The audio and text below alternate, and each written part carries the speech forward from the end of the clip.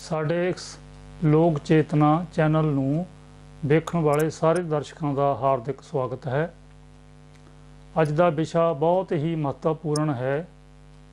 ਇਹ ਵਿਸ਼ਾ ਹੈ ਮਾਰਕਸਵਾਦ ਨਾਲ ਜਾਣ ਪਛਾਣ। ਅੱਜ ਇਸ ਵਿਸ਼ੇ ਦੀ ਵਿਆਖਿਆ ਨੂੰ ਅਸੀਂ ਸਰਲ ਬੋਲੀ ਵਿੱਚ ਦਰਸ਼ਕਾਂ ਨਾਲ ਸਾਂਝੀ ਕਰਨ ਜਾ ਰਹੇ ਹਾਂ। ਉਮੀਦ ਕਰਦੇ ਹਾਂ ਕਿ ਸਾਡਾ ਇਹ ਤੁੱਛ ਜਿਹਾ ਉਪਰਾਲਾ ਤੁਹਾਨੂੰ ਪਸੰਦ ਆਵੇਗਾ।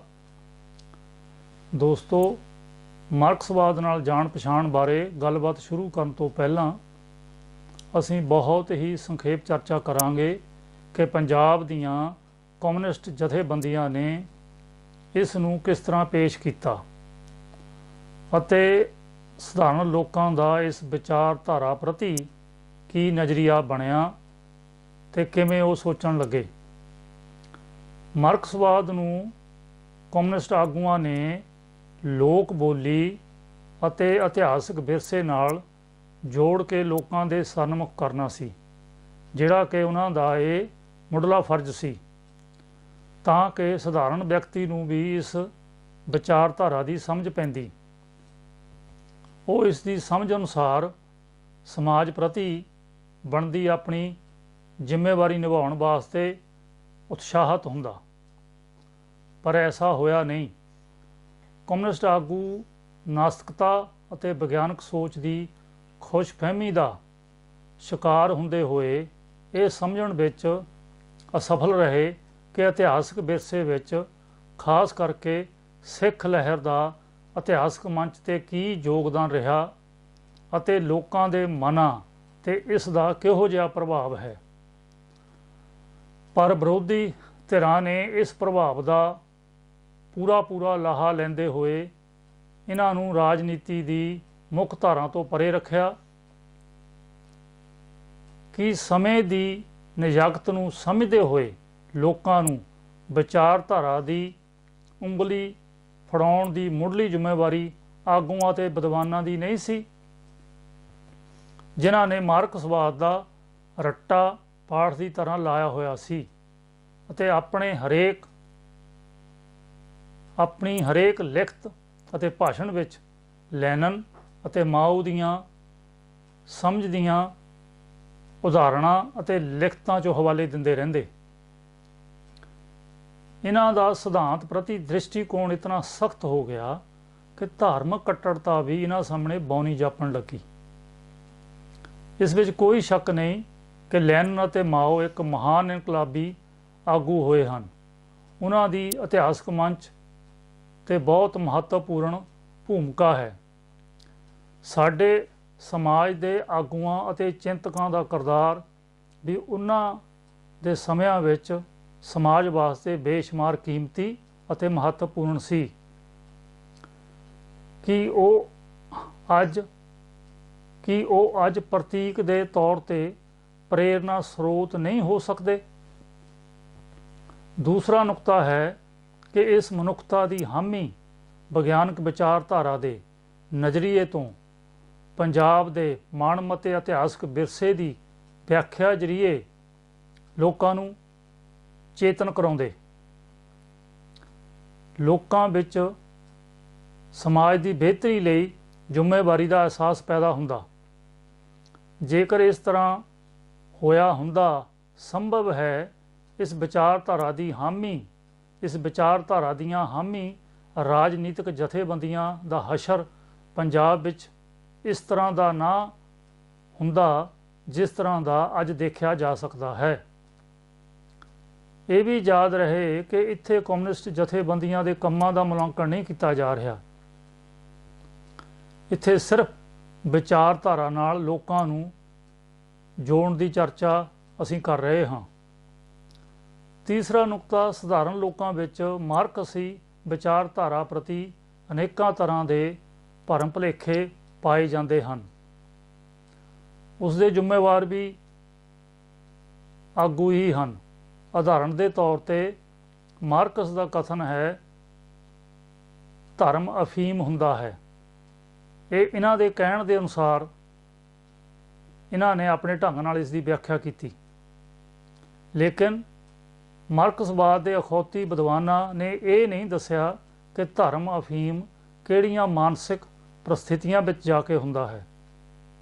ਸਾਨੂੰ ਇਹਨਾਂ ਸ਼ਬਦਾਂ ਦੇ ਸਹੀ ਭਾਵ ਅਰਥਾਂ ਨੂੰ ਸਮਝਣ ਵਾਸਤੇ ਪੂਰੇ ਫਿਕਰੇ ਨੂੰ ਸਮਝਣਾ ਲਾਜ਼ਮੀ ਹੈ। ਇਸ ਪੰਕਤੀ ਦੀ ਮੁਕੰਮਲ ਵਿਆਖਿਆ ਕਰਦੇ ਹਾਂ ਤਾਂ ਕਿ ਦਰਸ਼ਕਾਂ ਨੂੰ ਇਸ ਦੀ ਸਮਝ ਆ ਜਾਵੇ। ਮਾਰਕਸ ਦਾ ਕਥਨ ਹੈ, ਧਰਮ ਵਿਪਤਾ ਵੇਲੇ ਅਸਲੀ ਦੁੱਖ ਦੇ ਪ੍ਰਗਟਾਵੇ ਤੇ ਵਿਪਤਾ ਖਿਲਾਫ ਰੋਸ ਜ਼ਾਹਰ ਕਰਨ ਦਾ ਤਰੀਕਾ ਹੈ। ਬੇਹੌਸਲੇ ਦੀਆਂ ਹਾਲਤਾਂ ਦੇ ਸਮੇਂ ਅੰਦਰ ਧਰਮ ਜੀਵ ਦਾ ਹੌਸਲਾ ਤੇ ਦੁੱਖ ਦਾ ਪ੍ਰਗਟਾਵਾ ਵੀ ਹੈ।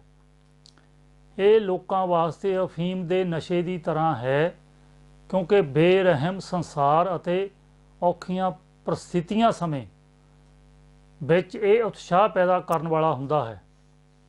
ਲੋਕਾਂ ਦੀ ਧਰਮ ਦੇ ਰੂਪ ਵਿੱਚ ਖੁਸ਼ੀ ਵੇਖਣ ਨੂੰ ਸਾਨੂੰ ਦਿਮਾਗੀ ਕਲਪਨਾ ਲੱਗਦੀ ਹੈ, ਪਰ ਇਹ ਉਹਨਾਂ ਦੀ ਅਸਲੀ ਖੁਸ਼ੀ ਦੀ ਤਰ੍ਹਾਂ ਉਹਨਾਂ ਦੀ ਜ਼ਰੂਰਤ ਬਣ ਜਾਂਦੀ ਹੈ।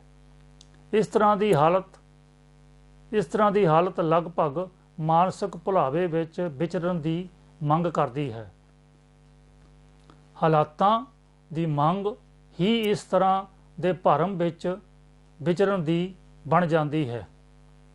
ਸੋ ਪਿਆਰੇ ਦਰਸ਼ਕੋ, ਇਹ ਹੈ ਉਸ ਪੰਕਤੀ ਦੀ ਵਿਆਖਿਆ ਤੇ ਉਮੀਦ ਕਰਦੇ ਹਾਂ ਤੁਹਾਨੂੰ ਇਹ ਸਮਝ ਆ ਜਾਵੇਗਾ ਕਿ ਧਰਮ ਅਫੀਮ ਕਦੋਂ ਹੁੰਦਾ ਹੈ ਔਰ ਕਿਹੜੀਆਂ ਪ੍ਰਸਥਿਤੀਆਂ ਵਿੱਚ ਹੁੰਦਾ ਹੈ। ਮਾਰਕਸਵਾਦ ਨਾਲ ਜਾਣ ਪਛਾਣ ਦੇ ਇਸ ਵਿਸ਼ੇ ਨਾਲ ਜੁੜੇ ਭਰਮ ਭੁਲੇਖੇ ਦੂਰ ਕਰਨ ਦਾ ਇਹ ਸਾਡਾ ਨਿਗੂਣਾ ਜਿਹਾ ਯਤਨ ਹੈ। ਹੁਣ ਗੱਲ ਕਰਦੇ ਹਾਂ ਕਿ ਇਸ ਦੀ ਪ੍ਰਸੰਗਤਾ ਅਜੋਕੇ ਸਮੇਂ ਵਿੱਚ ਵੀ ਹੈ।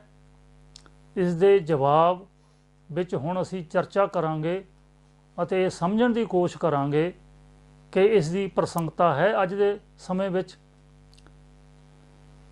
ਹੁਣ ਆਪਾਂ ਸ਼ੁਰੂ ਕਰਦੇ ਹਾਂ ਕਿ ਮਾਰਕਸਵਾਦ ਨਾਲ ਜਾਣ ਪਛਾਣ। ਮਾਰਕਸਵਾਦ ਉਸ ਸੰਸਾਰ ਬਾਰੇ ਇੱਕ ਵਿਗਿਆਨਕ ਫਲਸਫਾ ਹੈ ਜਿਸ ਵਿੱਚ ਅਸੀਂ ਸਾਰੇ ਰਹਿੰਦੇ ਹਾਂ। ਇਸ ਫਲਸਫੇ ਦਾ ਮਾਰਕਸਵਾਦ ਨਾਮ ਕਾਰਲ ਮਾਰਕਸ ਦੇ ਨਾਮ ਤੋਂ ਬਣਿਆ। ਕਾਰਲ ਮਾਰਕਸ ਦਾ ਜਨਮ 1818 ਵਿੱਚ ਜਰਮਨੀ ਵਿਖੇ ਹੋਇਆ। ਉਹਨਾਂ ਦੀ ਮੌਤ ਸੰਨ 1883 ਲੰਡਨ ਵਿੱਚ ਹੋਈ ਸੀ। ਇਸ ਵਿਗਿਆਨਕ ਸਿਧਾਂਤ ਤੇ ਫਰੈਡਰਿਕ ਐਂਗਲਜ਼ ਨਾਲ ਮਿਲ ਕੇ ਉਹਨਾਂ ਨੇ 19ਵੀਂ ਸਦੀ ਦੇ ਵਿਚਕਾਰਲੇ ਅਤੇ ਆਖਰੀ ਸਾਲਾਂ ਦੌਰਾਨ ਉਹਨਾਂ ਨੇ ਇਸ ਵਿਗਿਆਨਕ ਸਿਧਾਂਤ ਉੱਪਰ ਕੰਮ ਕੀਤਾ। ਇਹਨਾਂ ਵਿਦਵਾਨਾਂ ਨੇ ਆਪਣੀ ਖੋਜ ਲਈ ਆਧਾਰ ਤਿਆਰ ਕੀਤਾ ਕਿ ਮਨੁੱਖੀ ਸਮਾਜ ਦੀ ਬਣਤਰ ਅਜਿਹੀ ਕਿਉਂ ਹੈ ਜਿਸ ਵਿੱਚ ਇੱਕ ਮਨੁੱਖ ਦੂਜੇ ਦੀ ਲੁੱਟ ਅਤੇ ਸ਼ੋਸ਼ਣ ਕਰਦਾ ਹੈ। ਇਸ ਖੋਜ ਦੌਰਾਨ ਇਹ ਵੀ ਸਮਝਣ ਦਾ ਯਤਨ ਕੀਤਾ ਗਿਆ ਕਿ ਮਨੁੱਖੀ ਸਮਾਜ ਤਬਦੀਲ ਕਿਉਂ ਹੁੰਦਾ ਹੈ। ਉਹ ਖੋਜ ਰਾਹੀਂ ਇਸ ਨਤੀਜੇ 'ਤੇ ਪਹੁੰਚੇ ਕਿ ਸਮਾਜ ਦੀਆਂ ਤਬਦੀਲੀਆਂ ਆਪਣੇ ਬਾਹਰੀ ਰੂਪ ਵਾਂਗ ਨਜ਼ਰ ਆਉਂਦੀਆਂ ਘਟਨਾਵੀ ਤਬਦੀਲੀਆਂ ਨਹੀਂ, ਅਸਲ ਵਿੱਚ ਇਹਨਾਂ ਦੇ ਪਿਛੋਕੜ 'ਚ ਕੁਝ ਨਿਰਧਾਰਤ ਨਿਯਮ ਕੰਮ ਕਰਦੇ ਹਨ। ਇਸ ਕਰਕੇ ਇਹ ਸਮਾਜ ਦੀਆਂ ਬਾਹਰਲੀਆਂ ਤਬਦੀਲੀਆਂ ਘਟਨਾਵੀ ਰੂਪ ਦੇ ਵਿੱਚ ਸਾਨੂੰ ਨਜ਼ਰ ਆਉਂਦੀਆਂ ਹਨ।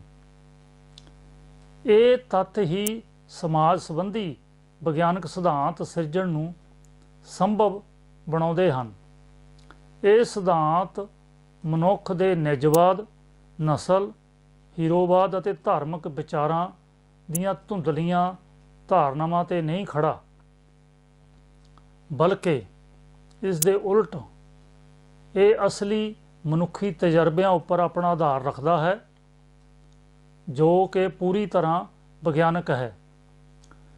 ਬਰਤਾਨੀਆ ਜਾਣੀ ਕਿ ਇੰਗਲੈਂਡ ਦੇ ਸਰਮਾਏਦਾਰ ਸਮਾਜ ਵਿੱਚ ਰਹਿੰਦਿਆਂ ਮਾਰਕਸ ਨੇ ਉਸ ਵਿੱਚੋਂ ਕਸ਼ੀਦ ਕਰਦਿਆਂ ਭਾਵ ਡੂੰਘੀ ਤਰ੍ਹਾਂ ਅਧਿਐਨ ਕਰਦਿਆਂ ਸਰਮਾਏਦਾਰੀ ਸਿਧਾਂਤ ਤੇ ਨਿੱਠ ਕੇ ਕੰਮ ਕੀਤਾ।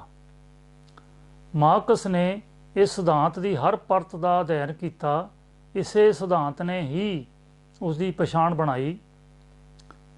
ਇਹਨਾਂ ਆਰਥਿਕ ਸਿਧਾਂਤਾਂ ਤੇ ਮਾਰਕਸ ਨੇ ਹਮੇਸ਼ਾ ਹੀ ਜ਼ੋਰ ਦੇ ਕੇ ਕਿਹਾ ਕਿ ਇਤਿਹਾਸਕ ਅਤੇ ਸਮਾਜਿਕ ਸਿਧਾਂਤਾਂ ਨਾਲੋਂ ਇਹਨਾਂ ਆਰਥਿਕ ਸਿਧਾਂਤਾਂ ਨੂੰ ਨਿਖੇੜਿਆ ਨਹੀਂ ਜਾ ਸਕਦਾ, ਜਿਹੜੇ ਕਿ ਸਮਾਜ ਦਾ ਆਧਾਰ ਹਨ। ਸਮਾਜਿਕ ਵਿਕਾਸ ਦੀ ਇਸ ਵਿਗਿਆਨਕ ਪਹੁੰਚ ਦਾ ਆਧਾਰ ਅਤੇ ਤਜਰਬੇ ਇਤਿਹਾਸ ਅਤੇ ਸੰਸਾਰ ਬਾਰੇ ਉਹ ਤੱਥ ਹਨ ਜਿਹੜੇ ਪੂਰੀ ਤਰ੍ਹਾਂ ਵਿਗਿਆਨਕ ਹਨ। ਇਸ ਕਰਕੇ ਮਾਰਕਸਵਾਦ ਦਾ ਸਿਧਾਂਤ ਅਜਿਹਾ ਨਹੀਂ ਜੋ ਪੂਰਾ ਹੋ ਗਿਆ ਹੋਵੇ ਜਾਂ ਕਹਿ ਲਓ ਭੁਗਤ ਚੁੱਕਿਆ ਹੋਵੇ, ਜਿਸ ਤਰ੍ਹਾਂ ਕਿ ਇਸ ਦੇ ਵਿਰੋਧੀ ਪ੍ਰਚਾਰਦੇ ਹਨ ਕਿ ਇਹ ਅਜੋਕੇ ਸਮੇਂ ਵਿੱਚ ਪ੍ਰਸੰਗਕ ਨਹੀਂ ਹੈ, ਜਦ ਕਿ ਇਹ ਮਨੁੱਖ ਦੇ ਨਵੇਂ ਤਜਰਬਿਆਂ ਅਤੇ ਇਤਿਹਾਸ ਦੇ ਨਵੇਂ ਤੱਥਾਂ ਜਾਂ ਮਨੁੱਖੀ ਸਮਾਜ ਦੀਆਂ ਸੱਚਾਈਆਂ ਤੇ ਸਨਮੁਖ ਲਗਾਤਾਰ ਵਿਕਸਿਤ ਹੋ ਰਿਹਾ ਹੈ। ਇਹ ਨਿਰੰਤਰ ਵਿਕਾਸ ਵਿੱਚੋਂ ਸਿਰਕੱਢਵਾਂ ਸੱਚ ਹੈ ਜੋ ਮਾਰਕਸ ਤੇ ਐਂਗਲਸ ਦੀ ਮੌਤ ਬਾਅਦ ਵੀ ਲੈਨਨ ਨੇ ਆਪਣੇ ਅਮਲੀ ਰੂਪ ਵਿੱਚ ਸਾਹਮਣੇ ਲਿਆਂਦਾ ਤੇ 1917 ਅਕਤੂਬਰ ਦਾ ਇਨਕਲਾਬ ਪੂਰਾ ਕੀਤਾ। ਇਸੇ ਵਿਕਾਸ ਦੇ ਸੱਚ ਤੇ ਚੱਲਦਿਆਂ ਅਤੇ ਅਮਲ ਕਰਦਿਆਂ ਮਾਓ ਜੇ ਤੁੰਗ ਨੇ ਚੀਨ ਵਿੱਚ ਸੱਭਿਆਚਾਰਕ ਇਨਕਲਾਬ ਨੂੰ ਸਿਰੇ ਚਾੜ੍ਹਿਆ ਸੀ। ਸਮਾਜ ਦੇ ਵਿਕਾਸ ਵਾਸਤੇ ਇਸ ਵਿਗਿਆਨਕ ਨਜ਼ਰੀਏ ਦੇ ਤੱਤਸਾਰ ਦੇ ਗਿਆਨ ਨੂੰ ਸਮਾਜਿਕ ਤਬਦੀਲੀ ਲਈ ਉਸੇ ਤਰ੍ਹਾਂ ਹੀ ਵਰਤਿਆ ਜਾ ਸਕਦਾ ਹੈ ਜਿਸ ਤਰ੍ਹਾਂ ਸਮਾਜ ਦਾ ਰੂਪ ਹੋਵੇ। ਸਮਾਜ ਨੂੰ ਸਮਝਣ ਅਤੇ ਤਬਦੀਲ ਕਰਨ ਦਾ ਮਾਰਕਸਵਾਦ ਇੱਕ ਵਿਗਿਆਨਕ ਨਜ਼ਰੀਆ ਅਤੇ ਨੁਕਤਾ ਹੈ ਜਿਹੜਾ ਸਮਾਜ ਦੀਆਂ ਪਰਿਸਥਿਤੀਆਂ ਅਨੁਸਾਰ ਵਿਕਸਿਤ ਹੁੰਦਾ ਰਹਿੰਦਾ ਹੈ। ਜਿਵੇਂ ਕਿ ਵਿਗਿਆਨ ਦੇ ਗਿਆਨ ਨੂੰ ਵਰਤ ਕੇ ਆਲੇ ਦੁਆਲੇ ਦੇ ਬਾਹਰਲੇ ਚਿਹਰੇ ਮੁਹਾਂਦਰੇ 'ਚ ਤਬਦੀਲੀ ਲਿਆਂਦੀ ਜਾ ਸਕਦੀ ਹੈ, ਉਸੇ ਤਰ੍ਹਾਂ ਅਸੀਂ ਮਾਰਕਸੀ ਫਲਸਫਾ ਜਾਂ ਵਿਸ਼ਵ ਬਾਰੇ ਨਜ਼ਰੀਆ ਕਹਿ ਸਕਦੇ ਹਾਂ। ਇਸ ਦੇ ਅਗਲੇ ਵੱਖ-ਵੱਖ ਭਾਗਾਂ ਵਿੱਚ ਅਸੀਂ ਮਾਰਕਸ ਦੇ ਉਹਨਾਂ ਸਿਧਾਂਤਾਂ 'ਤੇ ਰੌਸ਼ਨੀ ਪਾਉਣ ਦੀ ਕੋਸ਼ਿਸ਼ ਕਰਾਂਗੇ ਜੋ ਬਹੁਤ ਹੀ ਦਿਲਚਸਪ ਹਨ। ਧੰਨਵਾਦ।